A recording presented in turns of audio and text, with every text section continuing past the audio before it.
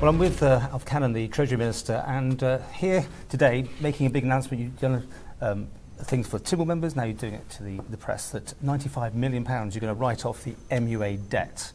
Now, more details please, because we're still in a mess, right? I mean, people are still going to be paying a lot of money for their water, their sewage and everything else still. This is not the sort of, we're all going to have a nice time now because it's coming out of reserves. Well, first and foremost, Paul, there's no mess. You know, what we have done and what we are proposing to Tynwald in October is that we write off £95 million worth of the debt, that the Manx Utilities Authority freezes their water and sewerage charges for next year, and that in the interim period they put together a new pricing framework for the island that better and more accurately reflects the cost of both delivering the services and slows down the impact of pricing, potential proposed pricing charges on the consumer. Now, we as a government, as a Tynwald, put this together initially earlier this year in the programme for government, and it's something that has had considerable support. We've done the review. The review is a lengthy and extensive document, but the conclusions in the end were ones ultimately that we were able to support and ones that we think are the best way forward. So you can take money out of reserves to pay this, but the consumer, back to that, won't see any difference. I mean, the prices are still going to go up, aren't they? No. What will happen is there will simply be, the next stage, if Tynwald approve this, will be a write down. There will be no, money will not be transferred anywhere. We will simply write down the debt. But you were getting money in, weren't you? The net impact will be is that the authority will be relieved of the need to pay £6.5 million per annum in capital and debt repayments. They will therefore be able to readjust their financial plans accordingly, as I said, freezing prices next year and coming back to us with a new plan. It's absolutely right in one sense. It's not a complete panacea to all ills when it comes to utilities pricing, nor does it let the MUA off the hook. They have still got significant performance benchmarks that they will need to adhere to. And because we are also going to return the authority to a investment grade, a financial measure of the authority, benchmark against other similar bodies, is going to return to investment grade at an earlier point.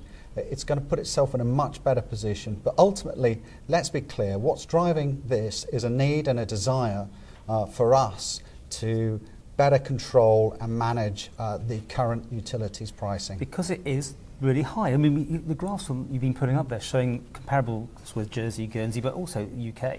We are really out of kilter, aren't we, with all our sort of utilities? Well, we're not. I mean, I think what you will see from the report is actually, despite common perceptions, at the time of the report, our electricity pricing on average was about 15 to 20% higher than the UK. We think that position's actually changed since the report was written. Better and in fact, well, for a better actually, and as a comparator. But you know, in terms of water, we were vastly in front. Our average bills at £465 per annum were far higher than even Jersey and much higher than the average across the UK. But our sewerage bills, interestingly enough, are much lower when you compare them to the average costing. But the important thing is that from a government's perspective, I think from a society's perspective, we get in place now a better pricing structure so that one, we can properly understand the cost of delivery, we get more transparency around that, but the most important thing is that rather than just producing a sheet of paper and expecting people to pay, as a government we're taking proper proactive actions to make sure that the costs of these utilities in the future are more properly managed. I know you had the report done ages ago, but the timing with all the Manx gas issues and that sort of thing, do you feel that this was important to get this message out because there is unrest with the populace in some degree about all these charges going up, and it's going to be going up a lot more, isn't it? And you're not going to stop all this going up. This is a conclusion of so far almost a year of political discussion and the report being put together. But you're right, a year ago I sat down with about 9 members of the new Tynwald and discussed what kind of policies you might like to pursue, or we might like to see being pursued by the government.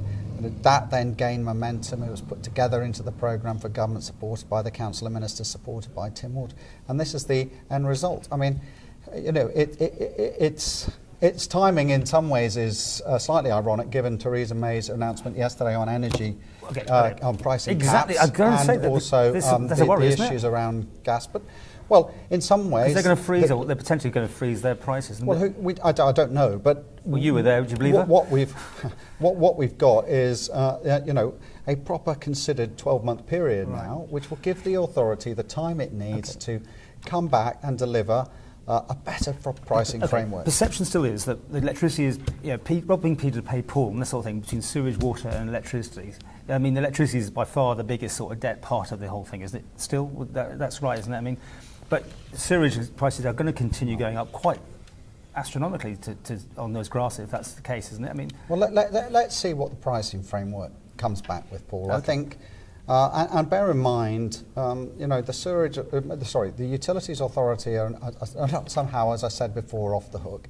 When they come back, they're going to have to go through 2 gateways before we accept any proposals. They're going to have to go through Treasury. They're going to have to go through Tynwald. What was it like in here? The reaction from Tynwald members, was it good?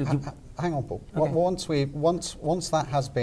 Once those gateways have gone through, I hope that we will have a better deal for the public, one that's more transparent, as we said, and more helpful for them as a society. I'm only rushing because I know you push the time. So, how was the feeling here? Were they? Well, we did a presentation before we saw you. Yeah, exactly. The press, so was it good? I mean, look.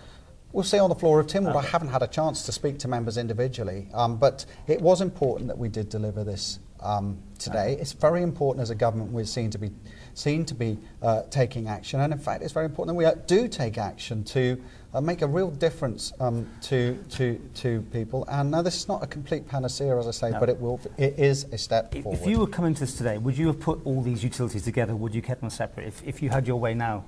Well, I mean, has it been a good idea? The fact is that it has been brought together. I think the authority has worked incredibly well to streamline its operations. It's £6 million or so ahead of its financial plans, and I think they've done a very, very good job. I think it's probably sensible that we have a unified authority, and what we will see next is a new, I hope, vision for the future in terms of pricing and costs as far as the public is concerned.